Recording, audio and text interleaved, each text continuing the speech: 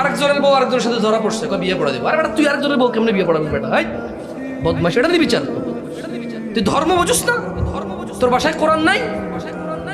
আরেক বেটা বিদেশ আছে, ওই বেটার বউ ধরা পড়ছে একজন লোকে, কয় বিয়ে পড়া দে, বিয়ে পড়া দে, মাথা কামাই দে। এটা নিয়ে বিচার তো? হ্যাঁ, তোর ঘরে ডাকাতি করলে তুই কি বিয়ে পড়া দিবি, মাথা কামাই দিবি রে? আরেকজনের বউ বিয়ে দিয়ে দে। কত বর্বর সমাজ!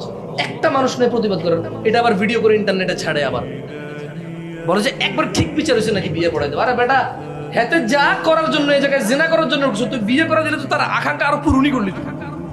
আর তুই আরেক বেটার বউ বিকে কেমনি বিয়ে দিবি রে? মানুষ মারা গেলে তো ইদ্যুৎ পালন করে 3 মাস 10 দিন, 4 মাস 10 দিন ইদ্যুৎ পালন করে। ওই জায়গায় আরেকজনের বউ কেমনে বিয়ে দিস? ওই বেটা তালাক দিলে তো বেটা ইদ্যুৎ পালন করতে হবে, মানে তারপরে যে বিয়ে। আজকে ধরা পড়ছে, আজকে বিয়ে পড়াই দিচ্ছে। তো নিকৃষ্ট হয় নাকি সমাজ? একটা দেশের মানুষ এত আবর্জনা কিভাবে, এত আবর্জনা কিভাবে?